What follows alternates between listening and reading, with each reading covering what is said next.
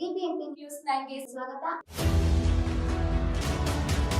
ಮೊದಲಿಗೆ ಮುಖ್ಯಾಂಶಗಳು. ಇನ್ನೊಂದು ಐಐಟಿಯನ್ನ ನಾನು ಬದುಕಿರೋ ಒಳಗೆ ನನ್ನೊಂದು ಆಸೆ ಇದೆ. ಇನ್ನೊಂದು ಐಐಟಿಯನ್ನ ನಮಗೆ ಆಸಕ್ತಿಯಲ್ಲೇ ಕೊಡಿ ಅಂತಕ್ಕಂಥ ಮನವಿ ಮಾಡಿದ್ದೆ. ಐಐಟಿಯನ್ನ 2006, 2007 ನಾನು ಆಕಸ್ಮಿಕವಾಗಿ ಮುಖ್ಯಮಂತ್ರಿ ಇದ್ದಾಗ ಸನ್ಮಾನ್ಯ ದೇವೇಗೌಡರು ಐಐಟಿಯನ್ನ ಹಾಸನ ಜಿಲ್ಲೆಯಲ್ಲಿ ಮಾಡಬೇಕು ಅಂತಕ್ಕಂಥದ್ದು ಅವರಲ್ಲಿ ಬಹಳ ಆಸೆ ಇತ್ತು. ಅವತ್ತು ಕೇಂದ್ರದ ಸಚಿವರು ಸಹ ಐಐಟಿಯನ್ನ ಕೊಡ್ತೀವಿ ಅಂತಕ್ಕಂಥ ಮಾತನ್ನು ಕೊಟ್ಟರು. 1,000 ಎಕರೆ ಹಾಸನದಲ್ಲಿ ನಾವೇನು ಭೂಸ್ವಾಧೀನ ಮಾಡತಕ್ಕಂಥ ಪ್ರಕ್ರಿಯೆಗಳಾಗಿ 2006ರಿಂದ ನಿರಂತರವಾಗಿ ಒಂದು ಐಐಟಿಯನ್ನು ತರಬೇಕು ಅಂತೇಳಿ ಪ್ರಯತ್ನ ಪಟ್ಟು ನಂತರ ನರೇಂದ್ರ ಮೋದಿ ಅವರು ಮುಖ್ಯಮಂತ್ರಿಗಳಿದ್ದಾಗ ಬಹುಶಃ ಕೇಂದ್ರದಲ್ಲಿ ಹೆಣ್ಣು ಮಗಳು ಸ್ಮೃತಿ ಇರಾನಿ ಅವರನ್ನ ಭೇಟಿ ಮಾಡಿ ದೇವೇಗೌಡರು ಕೇಳಿದ್ರು. ಕೊನೆಗೆ ಒಪ್ಪಿಗೆ ಕೊಟ್ಟಿದ್ರು. ಆದರೆ ಹುಬ್ಬಳ್ಳಿಯಲ್ಲಿ ಮಾಡತಕ್ಕಂಥದ್ದು ಅಲ್ಲಿಗೆ ಶಿಫ್ಟ್ ಆಯಿತು ಐಐಟಿ. ಇವತ್ತು ಸಹ ಕಳೆದ ಒಂದು ತಿಂಗಳ ಹಿಂದೆ ದೇವೇಗೌಡರು ಇನ್ನೊಂದು ಐಐಟಿಯನ್ನ ನಾನು ಬದುಕಿರೋ ಒಳಗೆ ನನ್ನೊಂದು ಆಸೆ ಇದೆ, ಇನ್ನೊಂದು ಐಐಟಿಯನ್ನ ನಮಗೆ ಆಸಕ್ತಿಯಲ್ಲೇ ಕೊಡಿ ಅಂತಕ್ಕಂಥ ಮನವಿ ಮಾಡಿದ್ದೆ.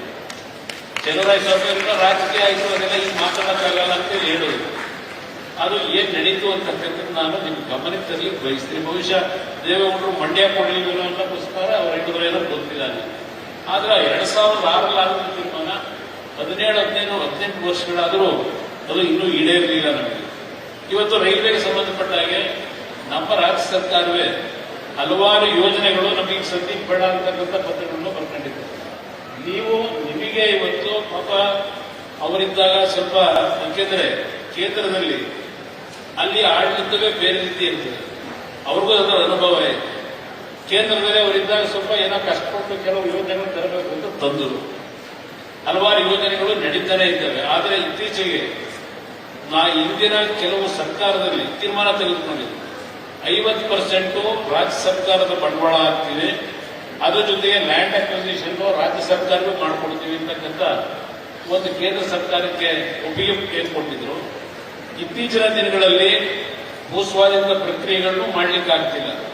ಅದ್ರ ಜೊತೆಗೆ ಹಣದ ಕೊರತೆಯಿಂದ ಕೆಲವು ಯೋಜನೆಗಳು ಸದ್ಯಕ್ಕೆ ಬೇಡ ಅಂತಕ್ಕಂಥದ್ದು ರಾಜ್ಯ ಸರ್ಕಾರದಲ್ಲೇ ಕೆಲವು ಪತ್ರಗಳನ್ನು ಬರೆದಿರ್ತಕ್ಕಂಥದ್ದು ನೀವು ಸತ್ಯಮಂಗಲ ಬೆಂಗಳೂರು ಹೇಳಿದ್ರು. ರಾಜ್ಯ ಸರ್ಕಾರವೇ ಬರೆದಿದ್ದಾರೆ, ನಮಗದರ ಅವಶ್ಯಕತೆ ಇಲ್ಲ, ಬೇಡ ಈಗ ಇದು ನಡೀತಾ ಇರತಕ್ಕಂಥ. ಅದರಿಂದ ನಾನು ರಾಜಕೀಯದ ಬಗ್ಗೆ ಚರ್ಚೆ ಮಾಡಲಿಕ್ಕೆ ಹೋಗಲ್ಲ. ಇವತ್ತಿನ ಪರಿಸ್ಥಿತಿಗಳು ಏನೇನಾಗಿದೆ ಅಂತಕ್ಕಂಥದ್ದು ಗೊತ್ತಿದೆ ನನಗೆ.